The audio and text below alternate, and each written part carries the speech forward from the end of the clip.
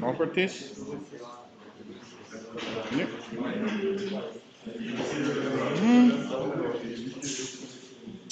I'm on the air.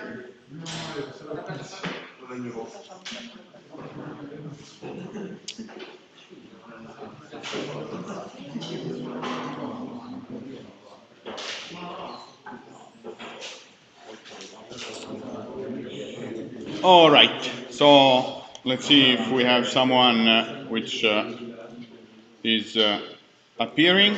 I have one, which is more than enough. So, welcome to this new episode of robot programming. So, last time we concluded the lesson with the introduction of Eigen. Eigen is a template-based library which supports basically linear algebra calculations. It supports fixed and dynamic matrices, where dynamic means with the support to the heap allocation. And basically its core type is the template type that you see here. It's Eigen matrix, and then it has a scalar, which is the storage element of the items that are composing the matrix. And then you can say the rows and the columns. This means that every matrix that you declare on a scalar and on a certain number of rows and a certain number of columns is going to be a known type, right?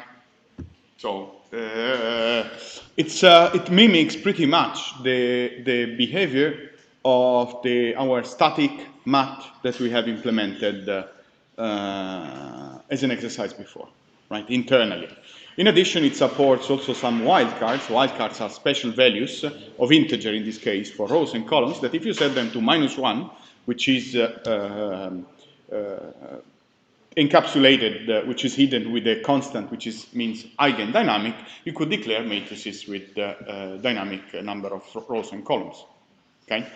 You can't assign a dynamic matrix to a static matrix without doing some special conversion, because they are different types. Okay? That's the tutorial, and now I will briefly and quickly introduce you some concept of Eigen. Then we will do in-class an exercise. Immediately after the introduction, if you have questions, this is this link here specifies the web page of Eigen, where you have all the documentation that you might need, and also you can ask me. Last time I was introducing you simplistic example on Eigen, and as the tradition of robot programming says here, it's written Eigen 00 basics test, which presumably it will be the source file where you will be finding what the extended example.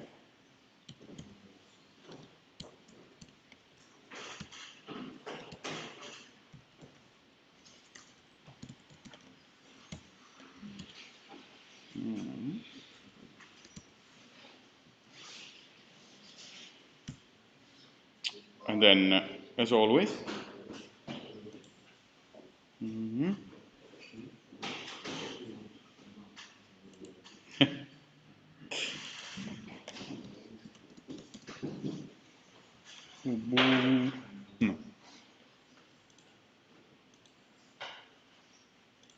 Okay, I think you can see quite well.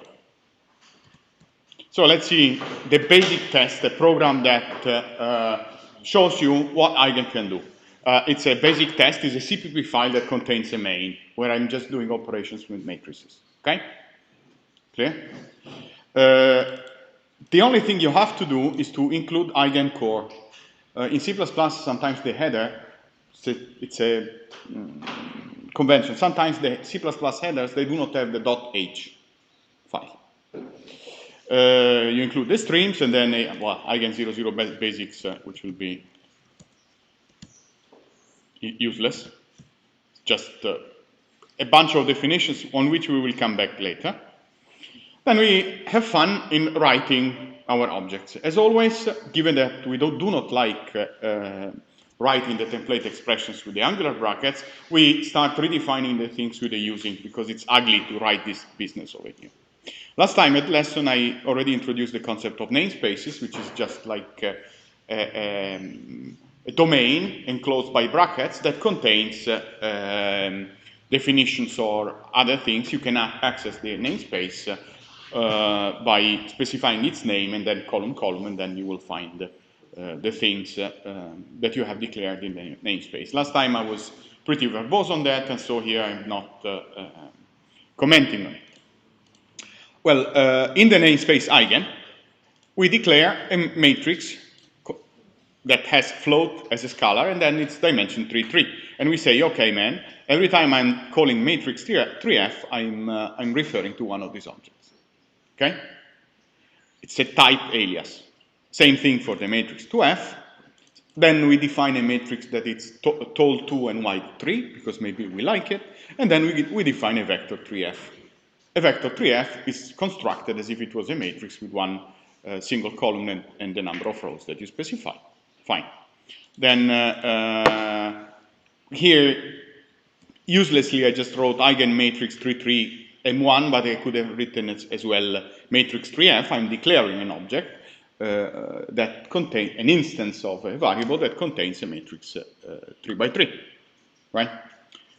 We declare a matrix with M2, which is of the same type.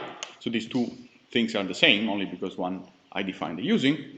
Then if you look in the documentation, there will be a method in the matrix which is set 0. Guess what it will be doing? It sets to 0 all the elements of the matrix. Then Eigen offers you also the possibility of initializing the matrix with this composition of a smaller, and a list of comma-separated values, right? In this way, the matrix will be 1, 2, 3, 4, 5, 6, 7, 8, 9. Then you can print them. Also, it overrides it overloads the streaming operators. You could read and write matrices from the stream, and you can assign them. You can print them. You can multiply them. Clearly, a matrix 3f is defined as the product. So, what is dimensionally the product of two 3 by 3 matrices? It's another 3 by 3 matrix, right? And so we can write expressions in this form. Define a matrix M3 and then assign on creation the result of the expression of M2 times M3. We can have fun printing it. Then if you browse in the documentation, you will find that the matrix defines a function that is called col. That returns you the column of the matrix. But what is the type of the column of the matrix? Is a vector, right? So if you say col of 0, you will extract the first column of the matrix, right? And you can print, and once you extract it, you have it in a vector 3f, clearly. Because a column of a matrix 3 by 3 is a matrix 3 by 1, which is a vector 3. You can have fun in defining another matrix, 2 times 3, define it to 0. You have element access, because they overloaded the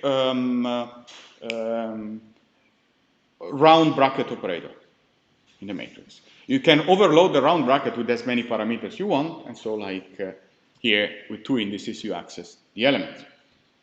Clear? What do you think it will happen if we uncomment this thing? I think I've already said it last time. This is a matrix 2 by 3, which means that the indices go 0, 1 on the rows and 0, 2 on the columns, right? What happens if we uncomment this? In theory, we should get a segmentation fault. Maybe if we don't get it, it's because the compiler sometimes does something magic, meaning that in order to enforce that the objects are aligned to a 16-byte boundaries, because it's more efficient to access the memory if it is aligned, then sometimes if you have a small object, it allocates a little bit more. And so like this memory area is somehow wasted, and so it doesn't trap, it doesn't get immediately a segmentation fault. Okay? Okay, we can print it. We can define a matrix of 2 by 2. Well, if I have a matrix 2 by 3 and I multiply it by its transpose, 2 by 3 times 3 by 2 is equal to 2, produces a matrix which is 2 by 2, right? So we can store the result with this expression over here. Clearly, the transpose does exactly what you expect it to be. You call a method transpose on a matrix and you get its transpose, which is a different type in general, unless the matrix is square. because it has the number of rows and columns flipped. All that clear? But we have done it, right?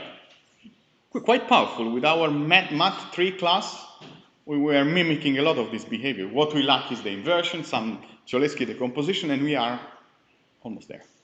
But yeah, that's...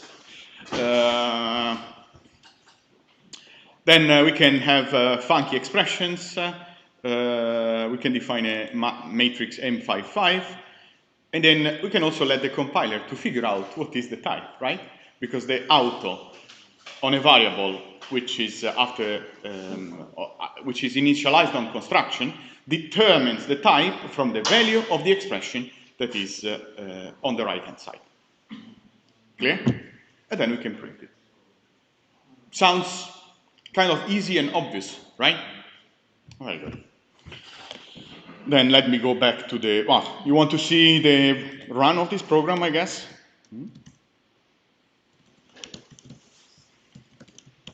Just, I had already built it before, but this is Eigen 0, 1, no, 0, 0. Okay, and then here we have the output. No? This is when we create M1. Oops. Oops. Magic of the keyboard. We create M1. Well, here we print M1, which is consistent. Here we print M2, which is consistent. Then here we print the product between... now we assign to M2 M1, and so we have that M2 has this value over here. Then we multiply M2 by M2. Then we have this business over here. Then we extract the first column, which is consistent with the first column. Then we do stuff. Okay? Clear? Easy, no? It's comforting to have Eigen and not to have to construct by ourselves our linear algebra system. But at least we know how it works under the hood. For instance, given that Eigen offers you the possibility of defining your own scalar, you could construct functions of matrices which are differentiable. You can just define an Eigen matrix whose type is a dual value of something. And then you will gain the auto-differentiation of matrix expressions. Just to, no? That's the power of parameterizing over the type scalar. And you get it for free. All right, and we will use it, like not in this course, maybe you will use it in the thesis if you need. All right, now let's go to the slides once again. Let's see if I have some questions. There are no questions. I have 15 concurrent viewers. It's balm for my heart. Balsamo per il mio cuore. All right, now let's do the exercise that we have done last time by using the eigentypes. You remember that the exercise proposed on the STL was saying, okay, I give you a vector, a container, I give you a string, and I'd like you to load into this container the points or the data that is stored in the string, assuming that the dimensions and whatever is consistent. Now, if we want to implement a generic function, we want to implement two generic functions that, given a type of container, which is an abstract type, you don't know, you only know that it is a container, right? And given a string, it will load the stuff into this container, right? We want to write this function once and want to be able to use it for all linear containers, which means lists and vectors. Okay? The other one, the trees and whatever they are structured containers are slightly different. The set and so on, they are trees under the hood. All right, clear, guys? So how are we going to do? Then Eigen 01 point loading, Giorgio, open.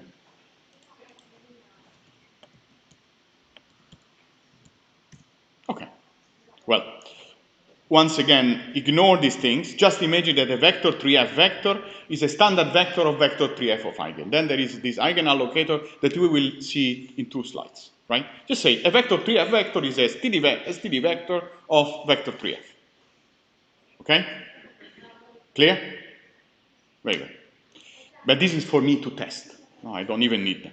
Now let's write a function that, an abstract function that loads the points. I want to write this generic template. Clearly, it's a generic template. What are the type parameters that we have here? The type of the container, right? Then we could also define in the parameter list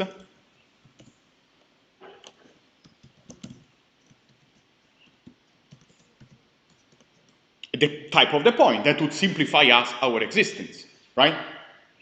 Now we could write all the type parameters here, like to have the function fully instantiated. So like in this case, vector type, this is, let's call it point type.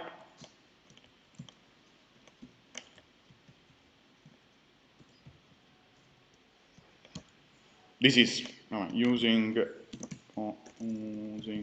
point type uguale point type. Like it's my quirk, the one of redefining the using without the underscore, because it helps me clarity. It says, okay, I got this type and I have it here. It's my personal, flavor. Then if we load a point type, now consider the problem.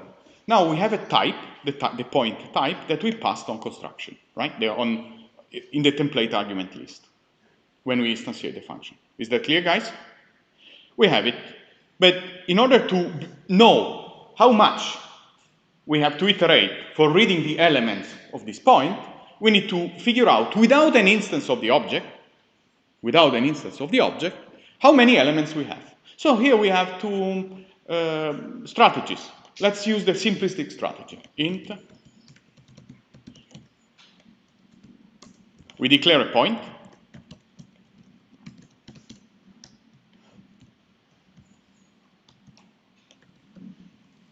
We create an instance of a variable, right?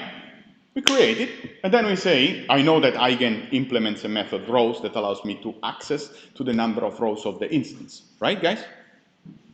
That clear? But given that it is a static, I assume I want this object here to work on static types, then I could, static types means that the dimensions are part of the instance of the object, which means that they are a constant, a class-wise constant. All matrices 3 by 3 will have number of columns equal 3, number of rows equal 3. So therefore, my strategy would be the one of accessing to the static variable, which is a constant, defined at class level of the class point type, which is called rows at compile time. Now, if I go to the documentation of Eigen,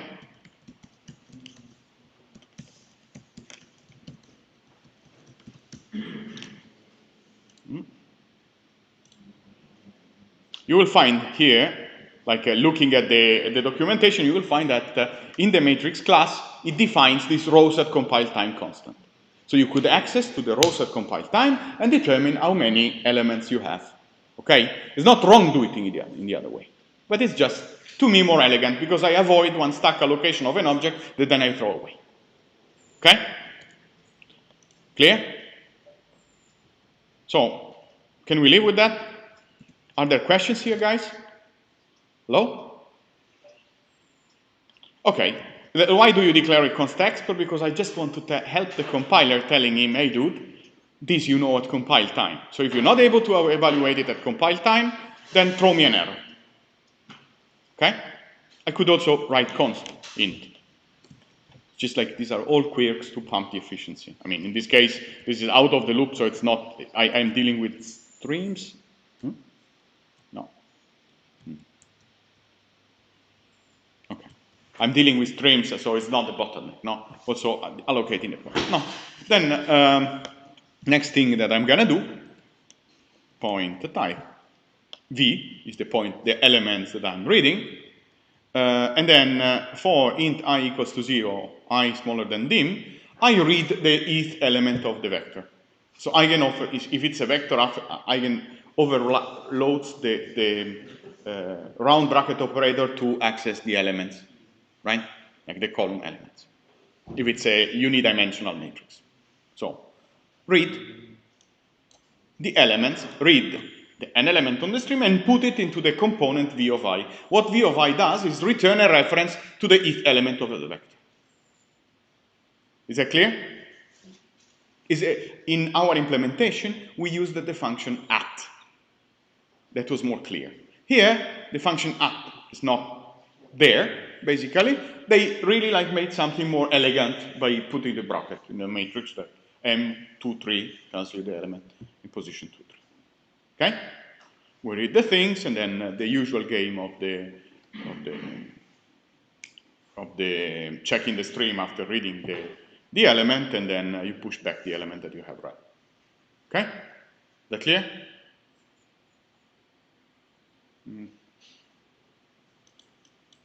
Fine? For you all? Very good. Now, once we have done, now, if I want to load a list of points, I will just call the same function. I just declare a list of points of variable size. It will determine everything from the list of points. Now, I have a quirk here. When you write a function, you have to force the user to specify the minimum number of parameters that are possible.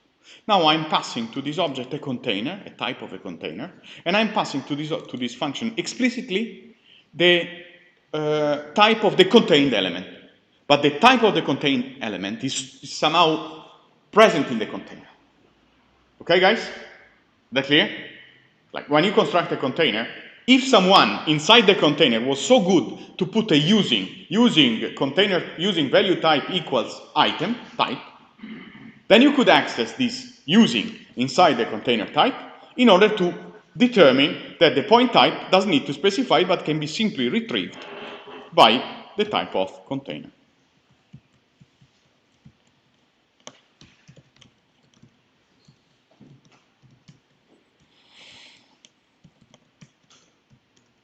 How do you know, Giorgio, that container value type accesses the value type? Because I read the documentation of the STL. But then the compiler will complain here. Why does it complain? Because it says, oh, me no understand. Bad word. Let's try to compile this thing and let's see what happens.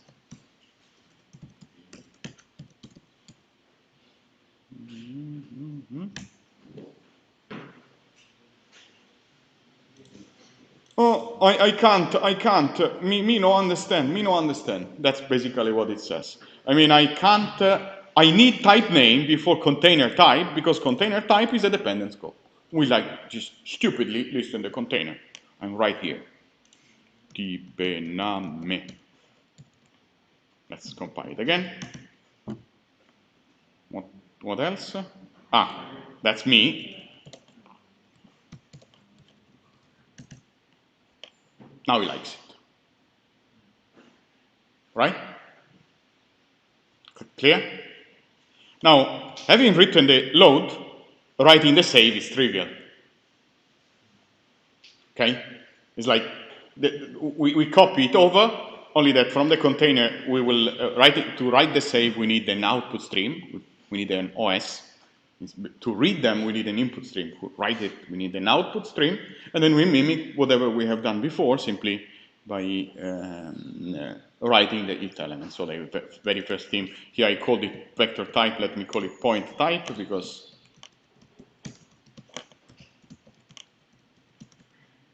to be consistent with the element before, but it's just because otherwise vector and point, they mix up. Let me call it point, it's more focused. All right, do you have questions on this function or does it look straightforward? All clear.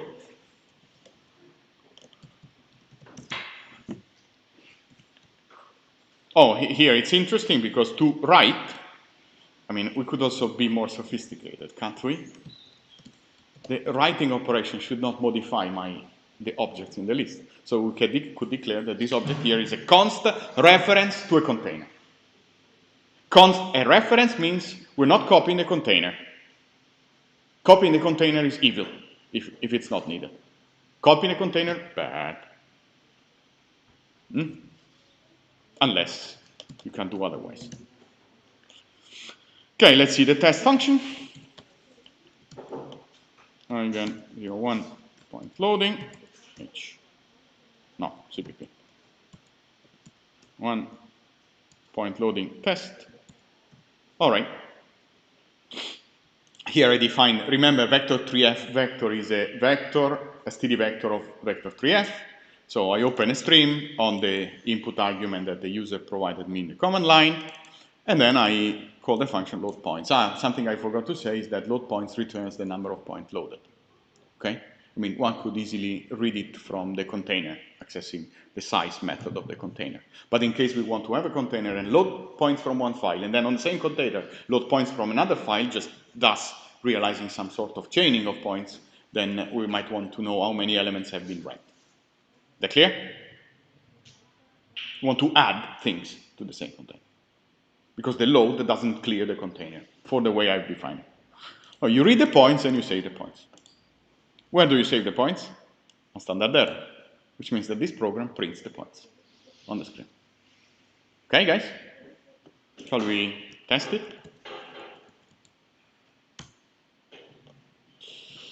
Uh, 01 point Eigen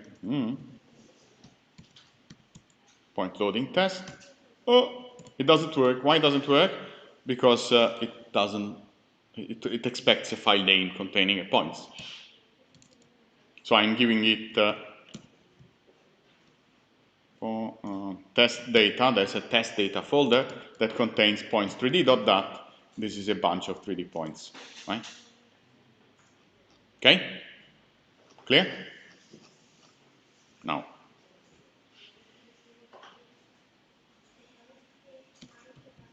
Test data. And presumably I'm printing the very same points that I've loaded. Of course, when I wrote them, probably I put more digits in the string, but it doesn't change much. Okay, guys? Understood? Now, if I would like to use a list, right? Load these points into a list. Okay? And I would like to use points of 2 elements, like points, 2D points, right? What could I do? Well, first I have to have, what would you do? I want to use this software, this piece of program, and edit here the loading of points in 2D onto a list. First, I will have to define a list. A point to 2D.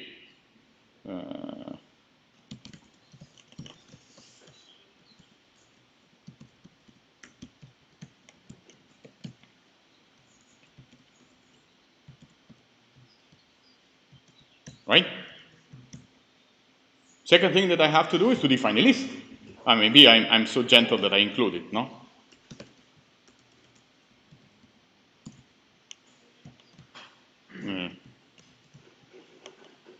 And then I want to define a list of vector 2f.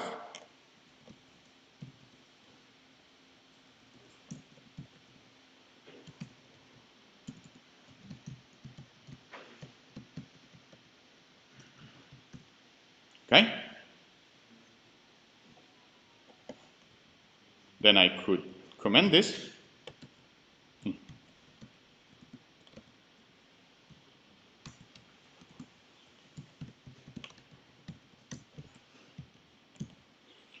And then vector 2f list points over. Done. Will this program work? I don't know. Probably not, and then we will discover why. And why it doesn't work? Because of the Eigen alignment that we will see now. But let's see what happens, right? Now I have to create a file that contains 2D points. So how do I do? I just pass the same file. I don't care. It will read the first 2 elements in the first point, then the third and the fourth in the second point, no? Because it parses the tokens. Okay, guys? Let's see what happens. Oh!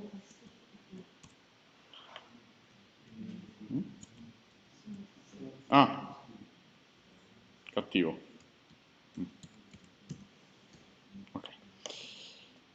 I don't know what I've done. Because I've lost the focus. No. Vector 2. No. It's the touchpad that kills me. No. No. Yeah, compile. Compile. Okay. All right. Now we expect to see points in 2D, right? We expect to see the first point as 083, 033, the second point 054, 086, because it's going to read one token after the next, and so the points are two-dimensional. This works. Why did you tell me that it doesn't? You might say that that's not true that it works, because you don't see the beginning, right? Let's say, what am I printing? I'm printing on CR. I will print on Cout. CR is the standard error, Cout is the standard output. There are two different streams, and that you can capture them with different wildcards from the shell. Now what I'm doing is to print this data and to cut them, or to send them to a program that is called cat, the cat. The cat is the one that allows me that prints on the screen the things, and then allows me to go forth and back. Okay? Not cat, less. So pipe is a pipe in Unix, means whatever comes out of this command and it wants to print in the standard output, which means on the screen, please send it to this other program as if it was its input. Less. No? No? Less. No? I didn't compile, I know it.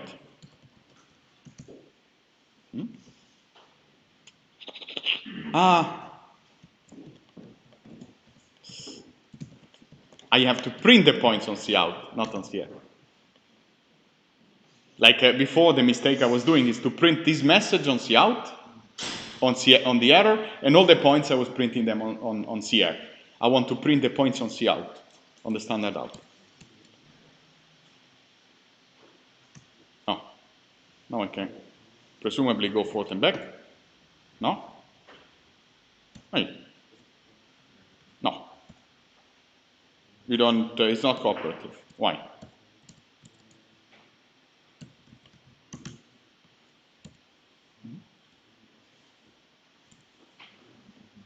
F11? Okay.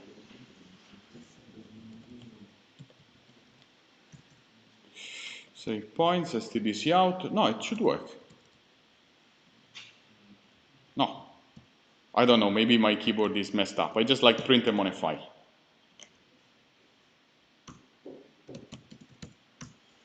Okay, this is the output. With the greater sign, you take the output and you send it to a file. Okay? Fine. I mean, these are the points in output, and you want to see the points in input. So remember, 074, 009.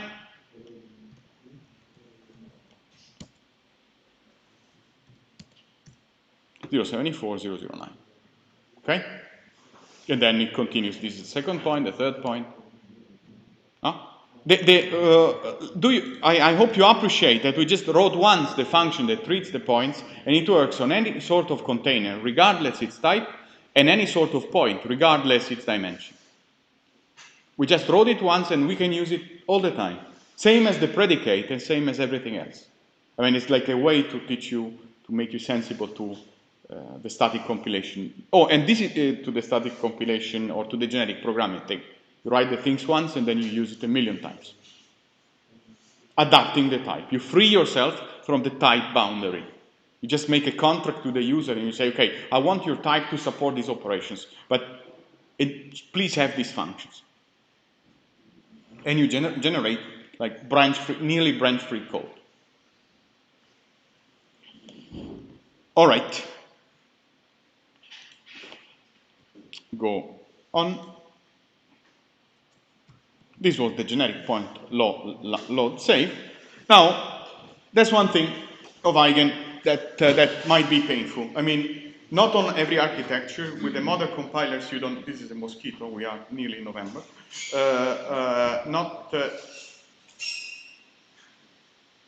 not every, at least I scared it away. Not every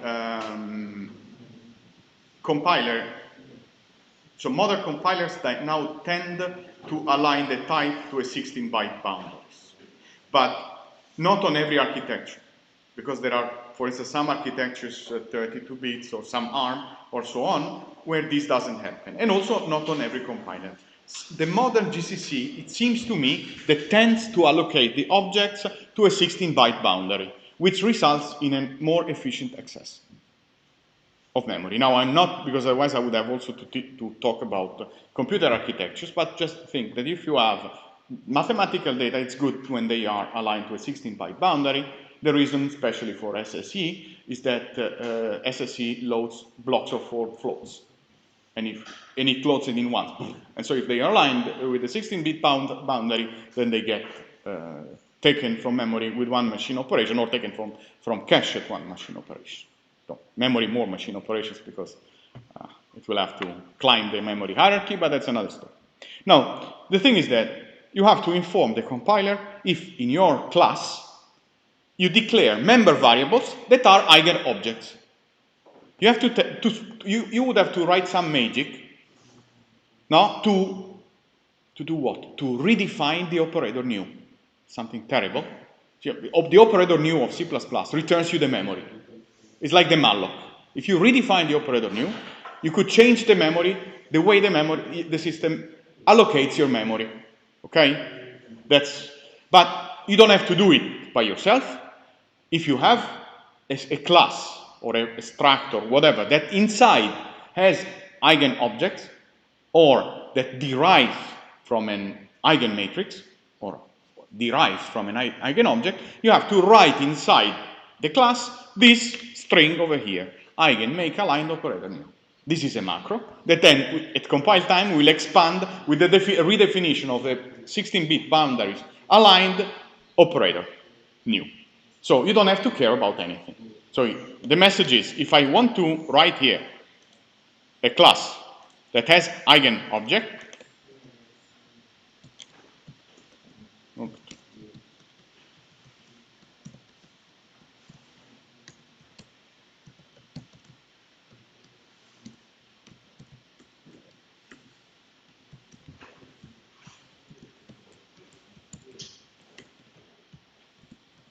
no? This is just a struct that has stuff inside. Inside I have to write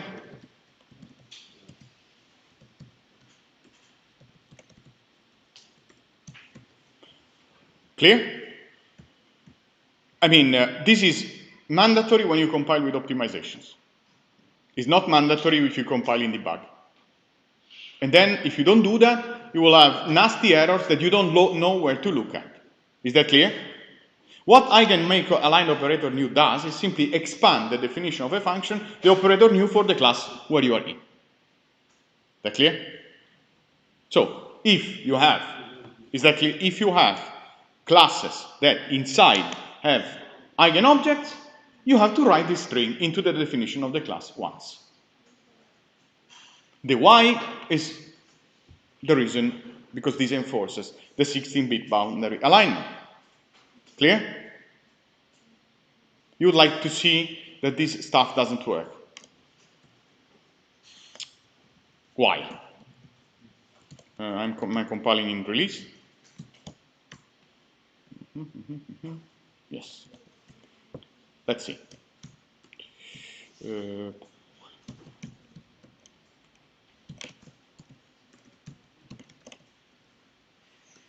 Stuff with Eigen. It's like it's persisting, eh?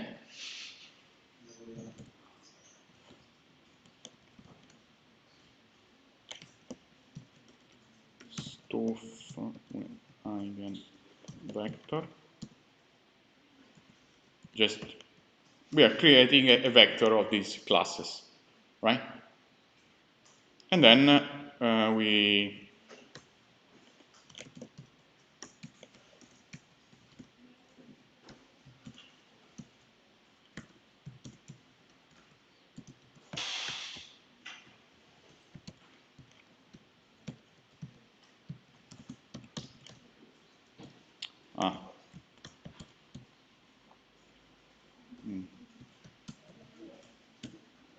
Now, stuff with eigenvector, my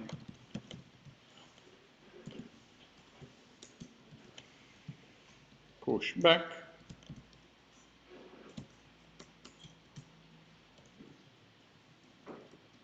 We just put in the vector a new object created uselessly. What I'm doing here is creating a container of objects, a vector of objects. These objects are stuff with eigen that contains a pair of points, and then we are just like shuffling the stuff. Okay, guys? Nothing spectacular. And then we also print it.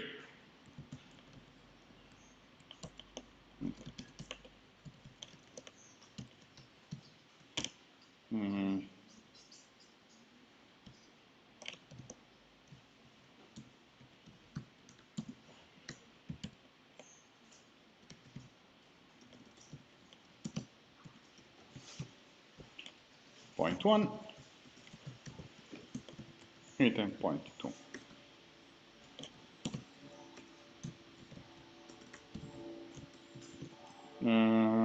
Did I put using namespace standard? Yes, I put using namespace standard so I don't have to specify cout. Let's see if it compiles. Of course it does. It works. As I said, probably now it's no more necessary. But it's not said that it doesn't work. So you just do it, okay?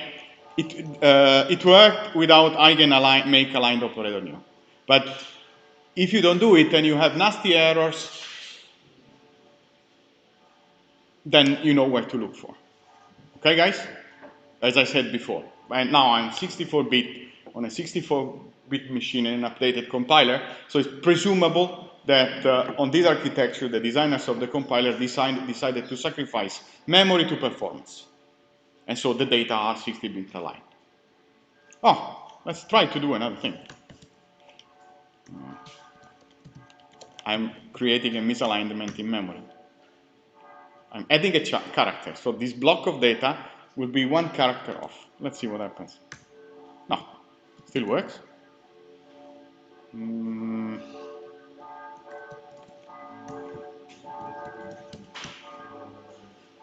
Ah, yes, these are.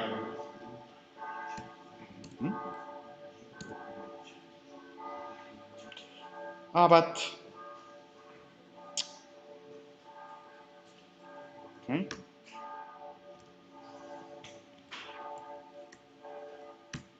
Aha. Okay. What am I doing? Was unclear. Eigen 0,1 point loading test. That's what I needed to do.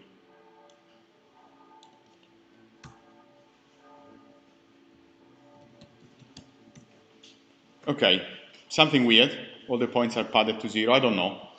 But doesn't satisfy me much. I mean, when I read 2 zeros like that, it makes me feeling bad. I mean, actually not, because we have 3D points. So what happens is that it starts printing the first point, 1, 2, 3, starts printing the second point, and then it goes end line. Anyway, the message is, use eigen aligned operator new if you don't want to have headache in a derived class. Now, the fact that I wasn't able to reproduce the error depends on my compiler. Probably if I would change compiler, I would reproduce the error. We had major problems in our code base because we forgot it from time to time.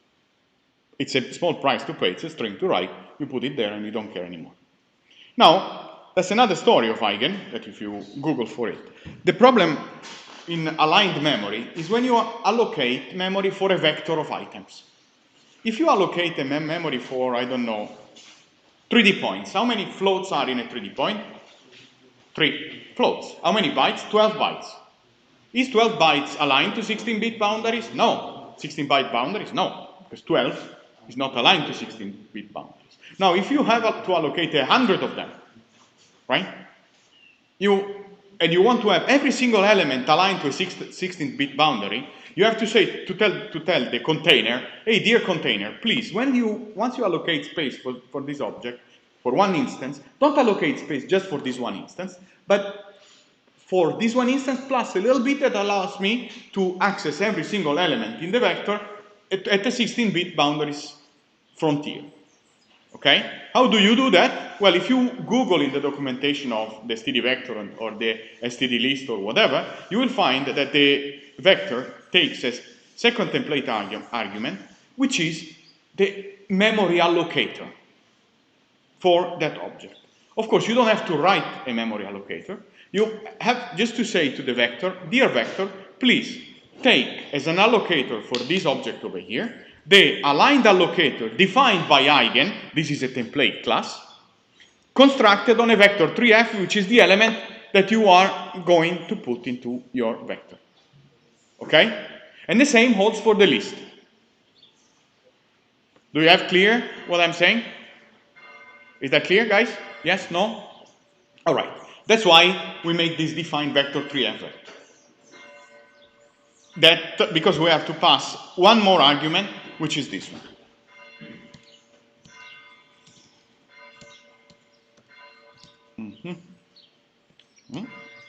All right. And then you find it in the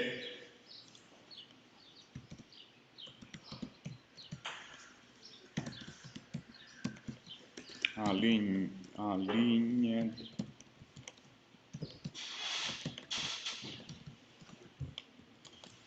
we're passing a type here. Do you see the game, guys?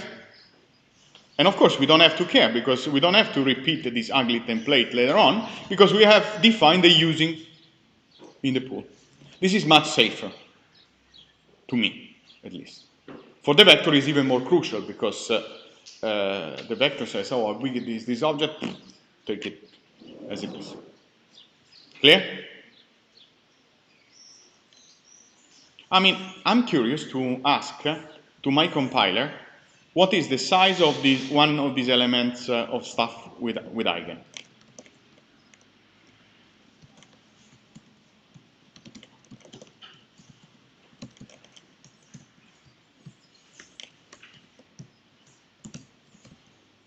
Because if it's 16-bit aligned, what I'm doing is to make this program to write me how big is one of these stuff with Eigen things.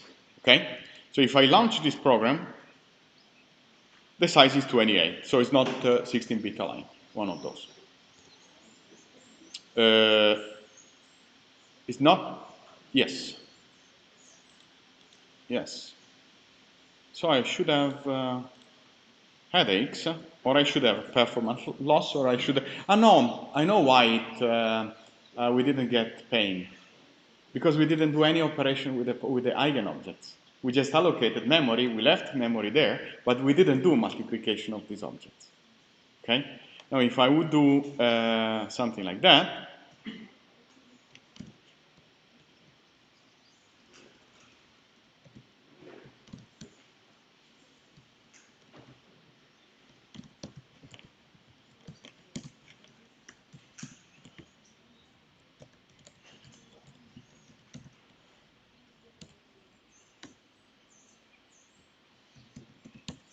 no, it's resistant. I don't know. I mean, just do what I say, or you will suffer. I mean, all right. So every time you define a container, be sure that you have an aligned allocator. Or read the documentation. Maybe the new versions of Eigen don't require it any longer. I just feel safe doing it. Now, another thing that you will use of Eigen are isometries and transformations. Isometries are rotation and translation vector. Isometries are transformations that move a point, move a set of points by preserving the distances. So you are allowed to have rotations and translations, right? Then you have a similarity transform that they don't preserve the distances, but they preserve the angles. So like basically scaling is a similarity transform, and also scaling and rotation and so on. Projective transform, that are those used for projecting the points on the camera image. Affine transform, which are the more general ones. Anyway, all the transforms are represented by a matrix which has a dimension 1 higher than the points that you're dealing with. So a transformation matrix for 3D points is a 4x4 matrix. Okay? You have encountered it in robotics 1, I guess. Didn't you? Yes? No? Did you encounter the transformation matrices in robotics 1? All right. Strange.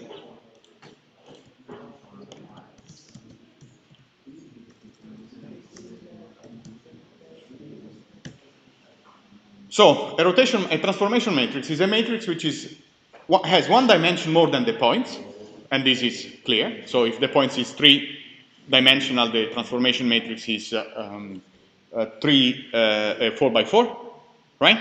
Then on the higher, in case of robotics 1, the isometries, right? You have on the 3x3 block on the top right, you have the rotation matrix, right? On the column vector on the right, you have the translation, and the last line is 0, 0, 1. Because if you do the product 0, 0, 1 on the last row of the matrix, is that clear? That's how a transformation matrix of an isometry is constructed. So, but I think we had something.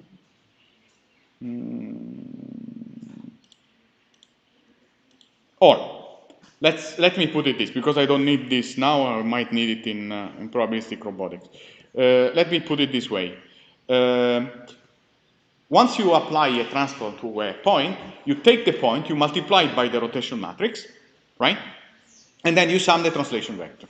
Are you fine with that? This is consistent with what you have already seen.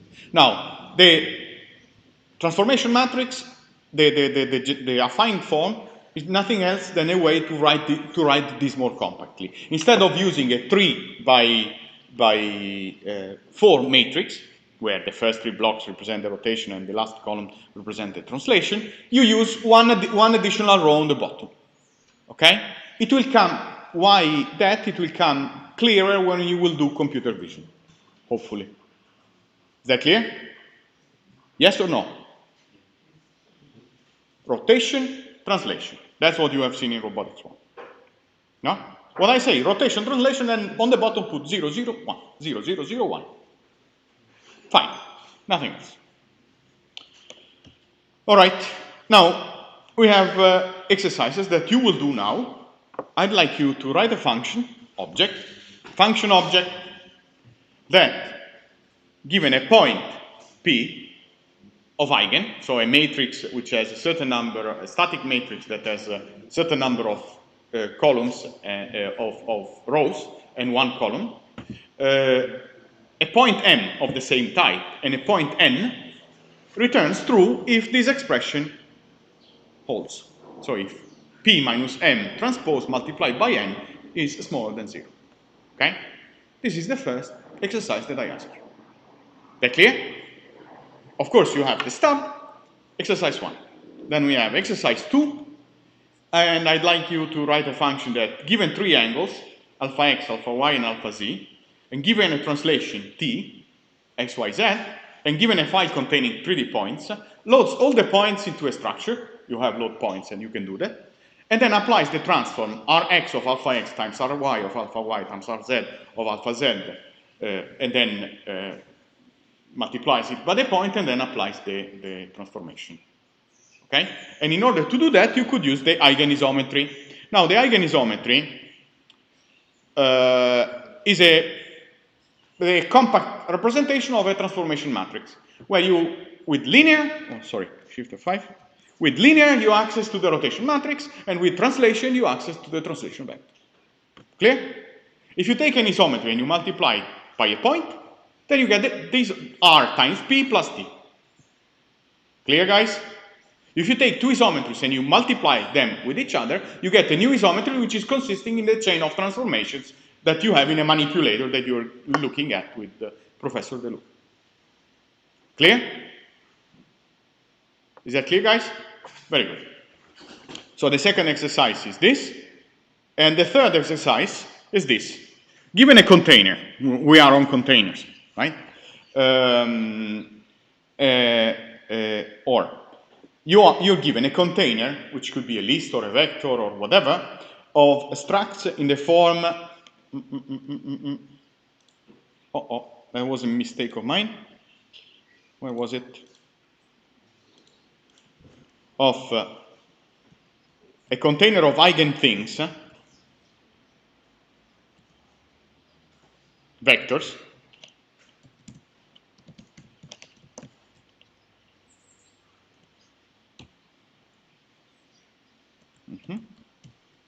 a container of vectors, like the other ones, but you don't know the dimension, then it computes the mean and the covariance matrix. Of course, I give you the formulas of the points for this container, and then it returns them to the caller. Okay? Of course, you can return a reference, because if you pass the reference where to write the mean, the reference where to write the covariance, and then you pass a begin and an end, you could calculate the mean of this range into the container. Is that clear? You go from the beginning to the end, you accumulate the points into the mean, that at the beginning you set to 0, you accumulate the points to the covariance, following this formula over here. So you first compute the mean and then you compute the covariance, and then you return them to the caller. Now let's see the first exercise. Now you are on the, think you have it in exercises.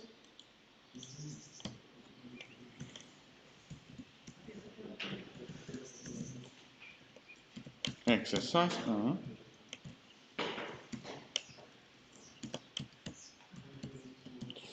Or P.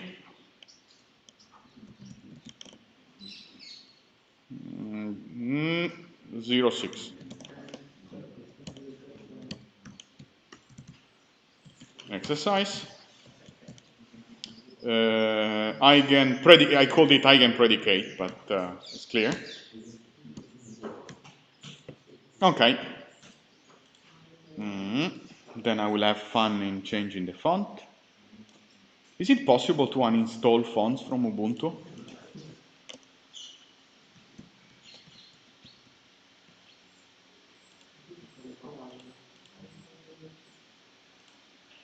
Okay. Ah, no, there was the point side predicate. What was the first one? The first one was the first one was, no, the point,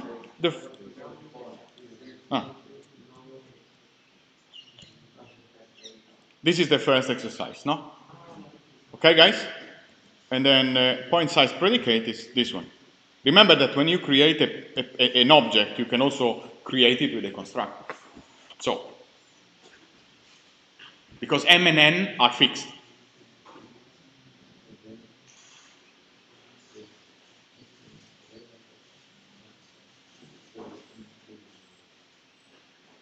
Vector type, let me rename it to point type, because just for cosmesis.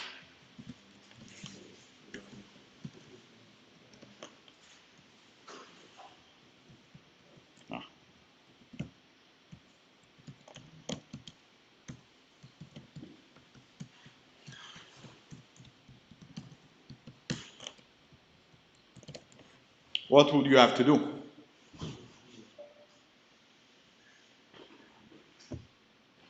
Let's see the people at home.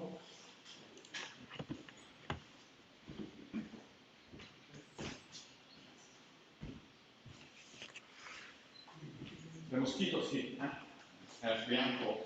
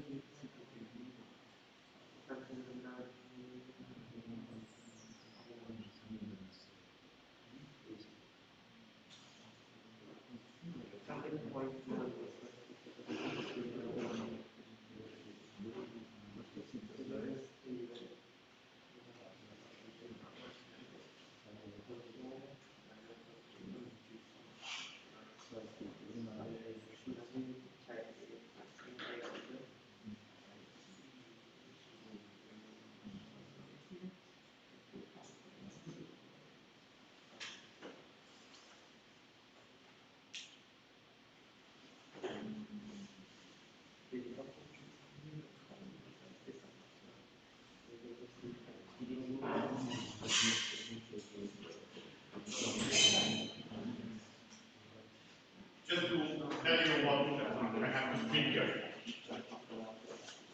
Just to tell you the meaning, why did you call it plain side predicate? If you look at the meaning of this function object, the meaning is that you have, let M be a point on a plane, a random point on a plane. Let P be a random point in the space. The vector P minus M, right, or M minus P, is a vector that goes from the point on the plane, from one generic point on the plane to the point in the space, right? Now, the dot product projects, if you see P transpose times P prime is the dot product, corresponds to the action of projecting this vector onto the normal vector of the plane, effectively measuring the distance between the point and the plane.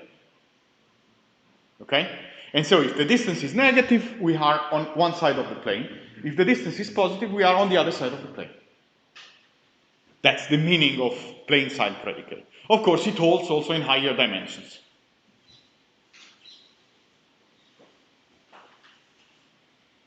So, have you done? So, I created a constructor for you. It should be, you know.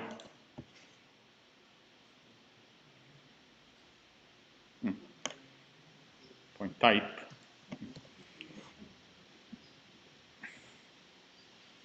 Let's start filling the operator, which is the easy part.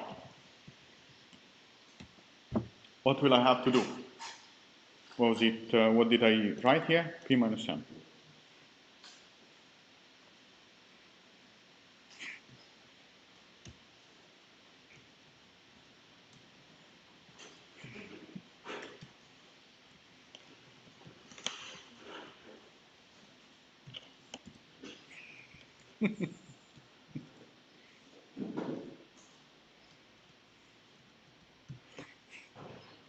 Make sense?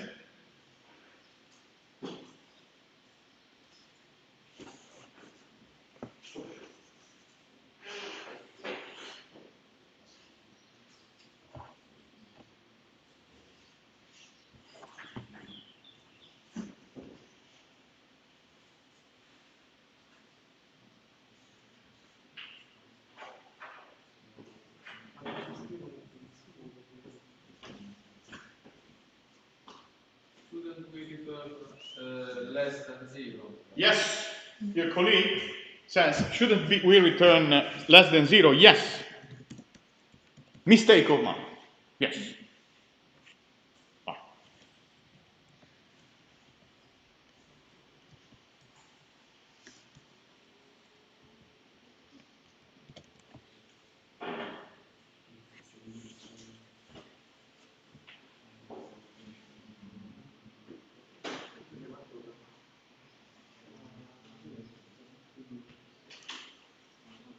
Or if you want to be more gentle, you could use, instead of P minus M transpose, you could use the function, the eigenfunction dot. No? If you have P dot, another one, P dot P1 means take P, transpose it, and multiply it to the other one. It's a little bit more elegant because...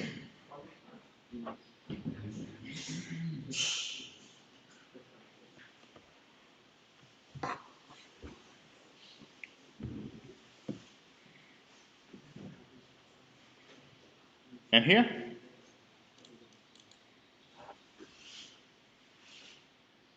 Why? I mean, this is a predicate. Being a predicate means that it's a function that has only one argument, which is the argument containing, or being this a unary predicate.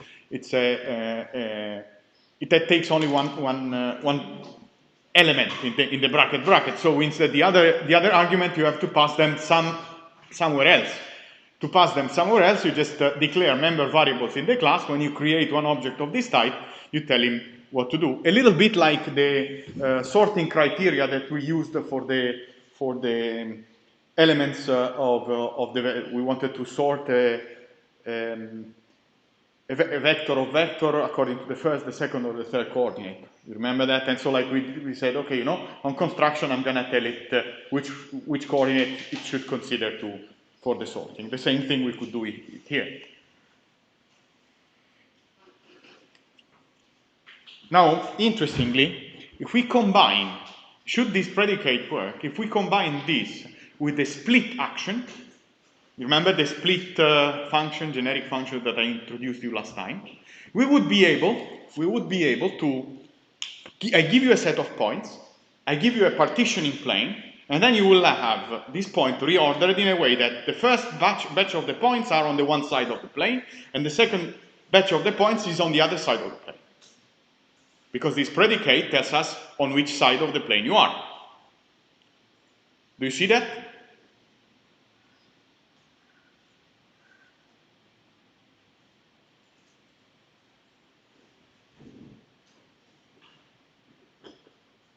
Come on, are you doing the other exercises or are you stuck to this?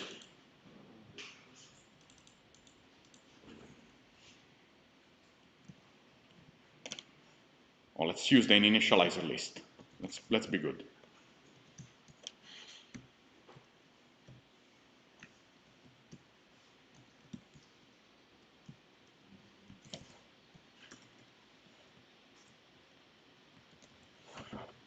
We could also assign it in the brackets. No.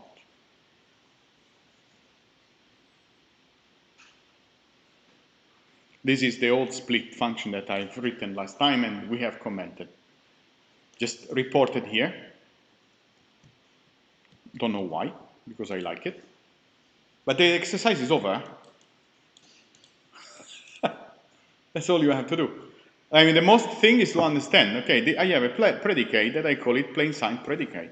This predicate has to respond to this question, and then on construction, I'm just like giving him m and n. If I want to test it,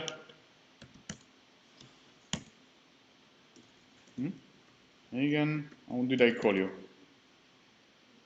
Ah, maybe I have the CPP, okay. Right, yeah, that's the thing I'm doing. I just load a bunch of points, I have to create a mean, and I have to valorize, to assign two values to these points, to the mean of the plane and to the normal of the plane. To the mean I assign 0, and to the normal I assign a vector that points towards the z direction, 0, 0, 1.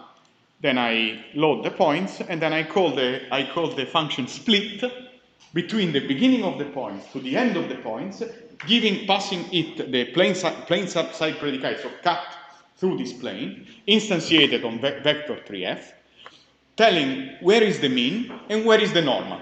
What I expect is that all the points will be split according to the z direction. I will have all the points was z, that because the plane which has a normal 0, 0, 1 means a plane that points parallel to the xy plane, right? And then the fact that it has 0 mean, that m is 0, this means simply that the plane is the xy plane, because it's passing through the origin and it's oriented with the parallel to the xy axis. This means that I will have cut my point set in two portions. One above the z, the semi-points in the positive z, and the other one is the points in the negative z. Is that clear? Guys? Okay, now you start feeling the KD3, right? Coming.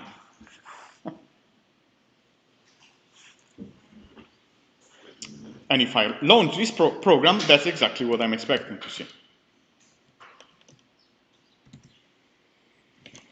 Build.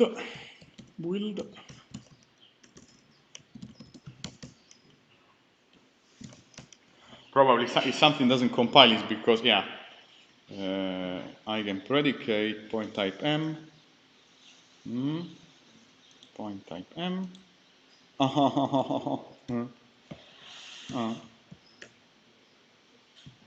my mistake.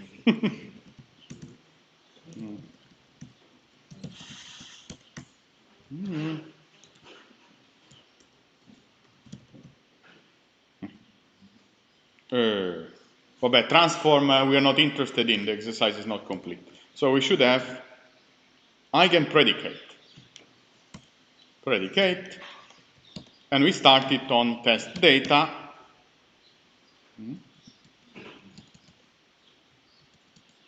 Test data, points 3D dot.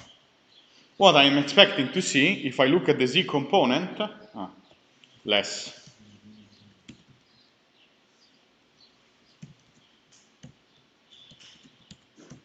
No, because I'm printing on CR.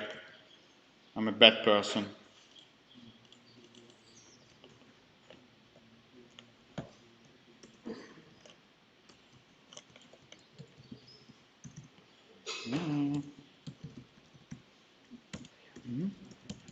Build. Beh.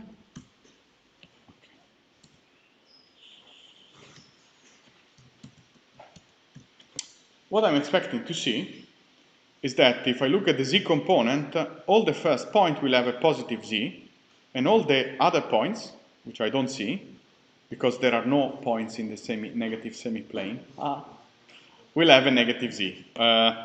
Unfortunately, all the points are on the one side, because I generated randomly, but not between minus and plus, between something and plus. So I have to generate the points, I have to change the mean, for instance.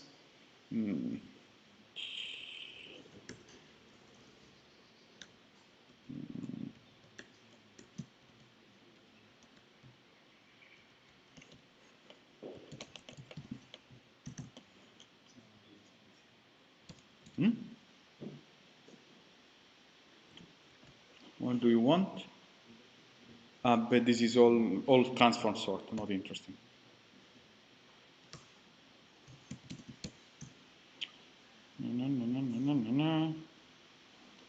Is there something that I'm missing, I guess?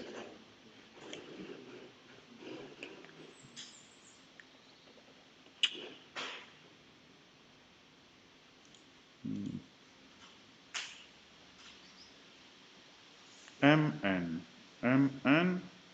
p minus m transpose dot n, or I just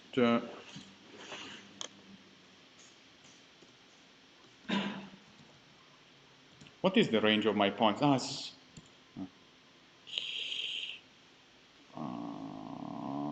I should have all the points. Should look at the z 0.5.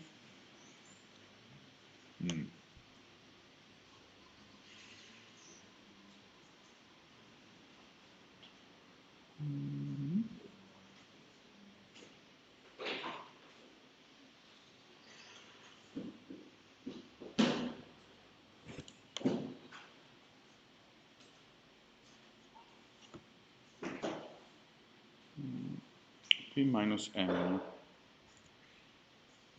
0.5. I should have all the points which are on top of the z equals 0.5 on the one side, and all the points for which the stuff is below.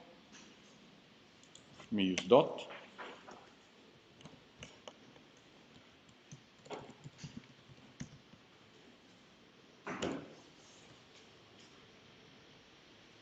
It doesn't happen. This is curious. Am I loading the right points?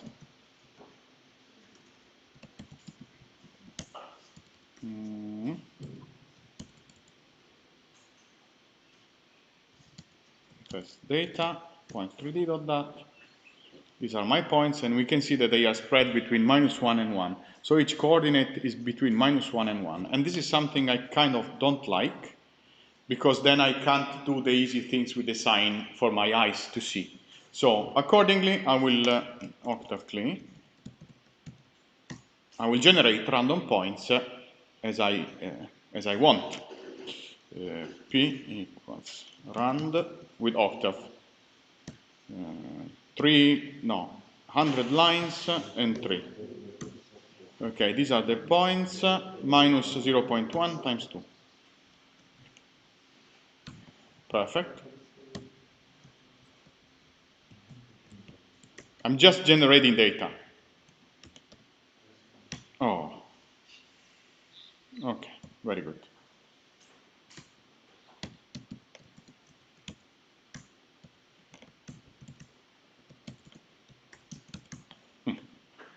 And here I have my points. I have to delete the preamble. And now I'm able to run this test.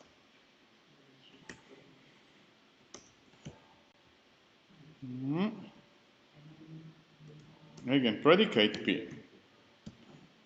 Okay, and so then I can debug. The mean we want it to be 0, and the normal we want to be 0, 0, 0, 1. I can predicate. Okay. Okay, now it's consistent. Now it's consistent, and I can see no. Okay, guys, I made there is a bug somewhere, and it's my fault. Let's see. Probably I made a mistake in copying the split function from another story. If predicate be lower. No. Is the split the same split as I presented you, or not? Yes. And was it working in the other case? Yes. Is there a mistake in the plain sight predicate? Both. M, M, N, N.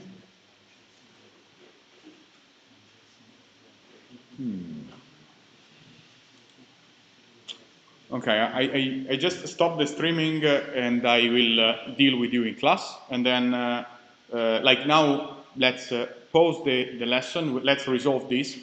We will continue with the other exercises and then I'll present the KD3 later. So like now, if you want to, I will stay in class. If you want to, I will assist you and myself, like to figure out why do I have this bug, and also looking at the solution, right? Because the solution didn't have this bug. And then we will come back later for the second batch of things. Okay, guys? Like at 1:30, 1:15? 1:15.